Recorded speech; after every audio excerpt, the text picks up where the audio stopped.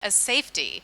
Which will you, I'm sorry, grand adventure or a life of safety? Which will you choose? Please help me welcome Lisa Bogue.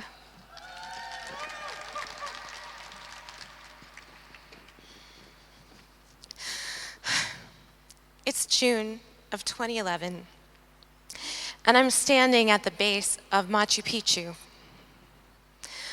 The group that I'm traveling with has started to climb, and they're almost out of sight.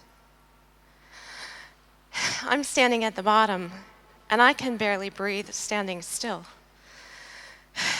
So I have a choice to make. Most of me, to be honest, would rather lay down in the grass and meditate or something.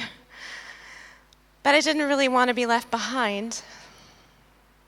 And more importantly, I could feel the mountain calling me as if it had something to teach me.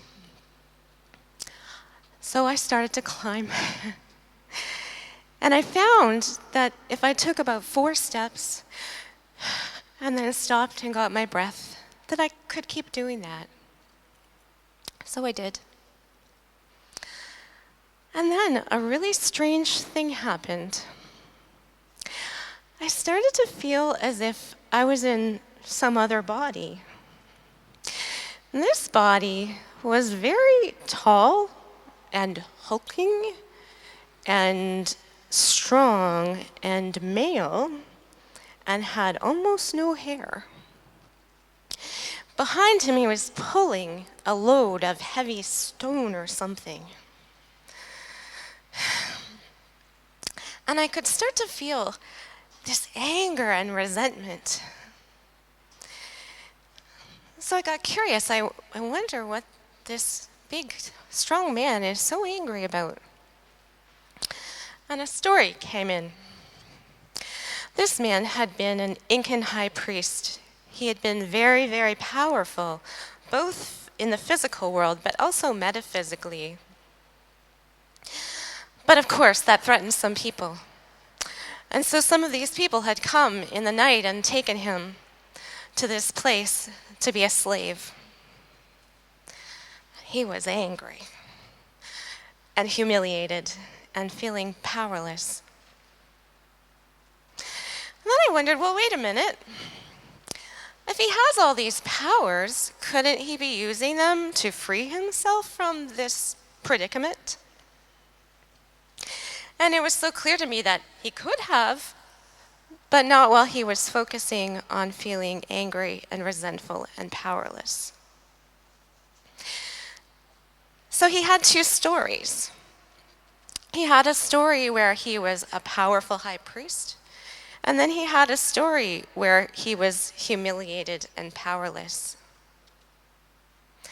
And I realized that day on the mountain I had 2 stories. I had a story where I couldn't even breathe standing still. How was I going to climb a mountain? And then I had a story where the mountain was calling me. That was more important. In my life, I had 2 stories. As a kid, I felt like I had something really important to do in the world. Like I was on a mission. I had stuff to do. But then other times, I would feel like I was just like so worthless, and like who would ever want to listen to me? How could I ever do something important in the world? And I realized that a lot of my clients come to me with 2 stories. They have a part of them that feels like they have a dream or they're meant to do more. And then another part that says, oh, you're not good enough for that. So-and-so said this about you. You can't possibly do that. So it seemed to me that this 2-story predicament was a universal thing. I thought, well, what are we to do about that? How can we choose the bigger story, the one that leads to possibility and adventure in life, instead of the one that leads to limitation and just sitting on the couch every day? The first thing that was clear to me about that was that we have to choose. And the reason that we have to choose is that if we keep thinking the same thoughts and doing the same things, we're going to get the same life. So if we want something different, we're going to have to be really intentional about that. And for me, the easy part was understanding that. I always knew I wanted a different life, and I was really clear about that. The hard part about it, I think, though, is choosing every day. Because some days I really don't feel like it. Some days I really want more, and some days I really just want to hide. So choosing is important, and choosing every day. The second thing that I think is really, really helpful is wonder. And this is something I happened upon in my life. I was doing psychoanalytic training where we were learning to understand how and why we were all wounded in very great detail. But I was so disappointed because no one seemed to be really asking, well, then how do we make our lives better?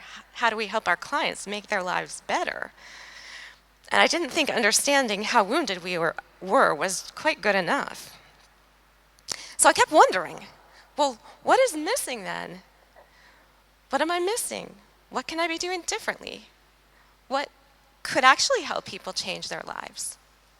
And after about 4 months of holding that question, I found a book, which led me to a website, which led me to a training by a man who had been a professor of anthropology in the States and gone down to South America to train with the shamans, with the medicine people there. On the very first day of this training, in the very first class, he answered my question of what was missing. He was talking about how the shamans think about healing at different levels. So they think about healing at the level of the body, yes, and the level of the mind, yes, but also at the level of the soul and the spirit. And then I knew that that's what was missing. And that allowed me to develop a whole nother set of skills and to find a whole nother set of training and to work with my clients in a whole nother way and to work on my own healing in a whole nother way. And that changed my life entirely. All of that happened because I wondered the question, what am I missing? And I think the reason wonder is so important is that it opens us to possibilities that we haven't thought of yet. And of course, the things we have thought of are getting us the same old life. So to get a bigger life, a life of adventure, we have to find some new thoughts. And wonder helps us do that. And the third thing I think that we need to do to change our lives is to then act. When we wonder and we open to new possibilities, we receive inspiration and guidance, but we have to then act on that. The book wouldn't have changed my life if I hadn't gone to the training. And climbing that mountain wouldn't have changed my life if I hadn't started to do it. So I invite you to choose. Choose the life of adventure, if that's what you want. To wonder all kinds of questions, to wonder what's missing, what can be different. And to then act on the inspiration that comes to you as a result of that.